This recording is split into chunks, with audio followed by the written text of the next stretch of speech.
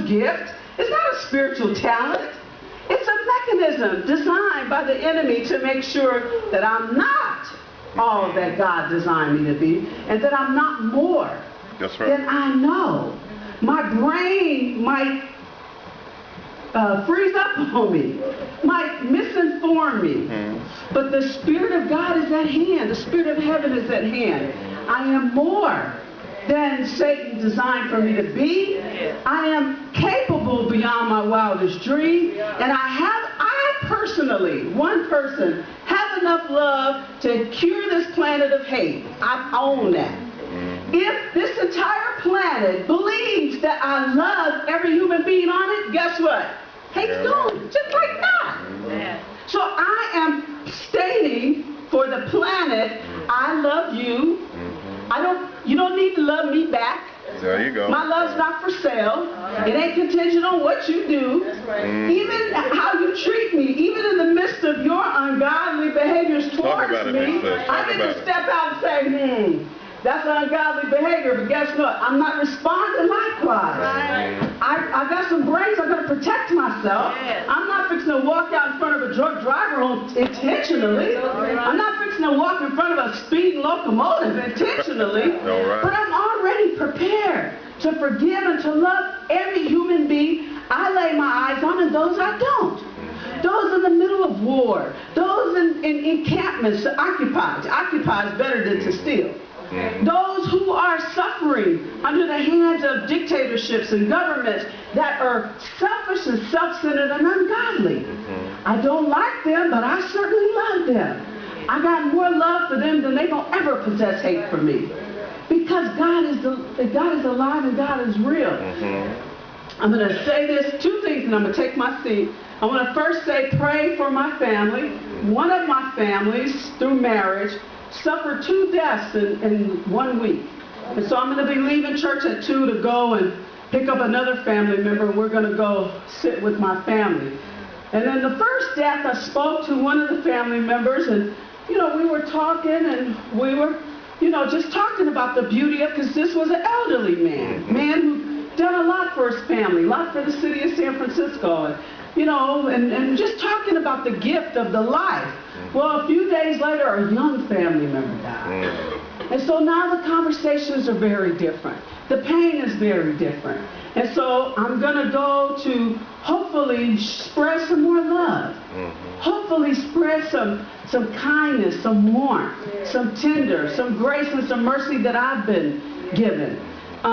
So pray for my family and all the families who are suffering, because there is a whole lot going on. But for every act of violence, there's a million acts of kindness. Oh, yeah. There's a million acts of kindness. For every mother, for every family that lost their home, there's a whole bunch signing notes, signing leases to move in. And just like we see the kind of devastation that's going on, these fights and these upheavals against governments who are selfish and self-centered and way ungodly, that's what time it is.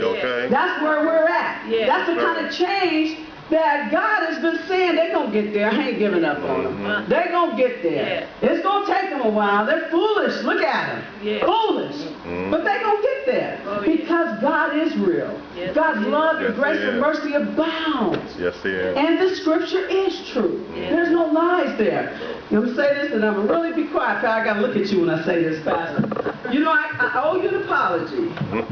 And I owe you an apology because my fear has caused me to worry about you in a way that's not productive. My fears around the health stuff that's going on had me locked in fear. Well, fear and faith are like water and oil. Okay? I am not afraid. I'm not. I love you with all my heart. The whole world knows that. So in my humanness, when I've been fearful, I have diminished what God can do. Because my fear blocked me of the power and the grace of God. And so for me being fearful, I got the chance to see, why am I so worked out? Only fear. Only fear. And so my fear I release. I released it. I prayed on it. I released it. I thank you for the, so I first want to apologize for being so fearful. That wasn't my intention. But I get to learn about me. I get to learn where my problems are, what I need to work on, what I need to get right with. Fear. That's why I'm talking about it today, because if I got it, I know a whole lot of other people got it. So I need to work with my fear. I need to press forward and release that fear. But I also want to say thank you. Thank you for giving me the gift of praying for you. Thank you for being gracious enough and trusting enough in your heart and in your spirit to allow me to pray for you. As I pray for you, I pray for me. That's right. When all week long, I envisioned myself sitting in God's lap.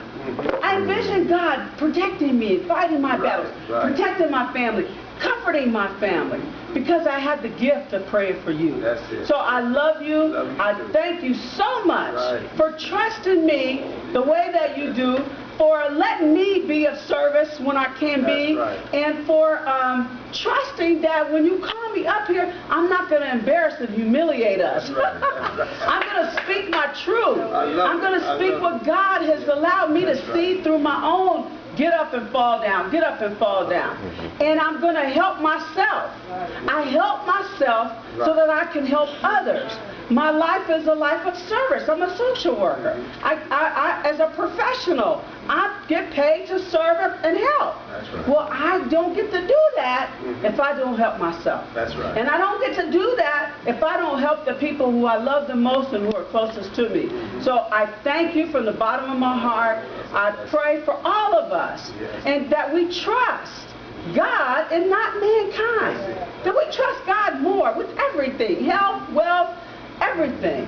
Because it's our fear that will separate us from that power that's designed to work for our good and to have us see the good so that we can pass on the good and we can share with each other what it is we came here for. We came here for purpose. And so I thank you for allowing me to live in a dream. I live in a dream. I stand in a dream. Every time I stand up here every Sunday, every time I sit on that television set, every time I talk to somebody and they say, "Are you a preacher?" I say, "No." And please don't get me confused. You will really land up with a rough life. I am somebody who God has been kind to. And I'm not afraid to make sure you know where he was kind to me at. I'm not afraid to let you know what I've seen in this life. And then I remind him, and guess what? Just because you're talking to me and you think this is something, God's going to show you more than this. If you think this is something, just keep living. You're going to see more than this. So my son said to tell you, he's going to come home and take you to the doctor. He don't care what you say.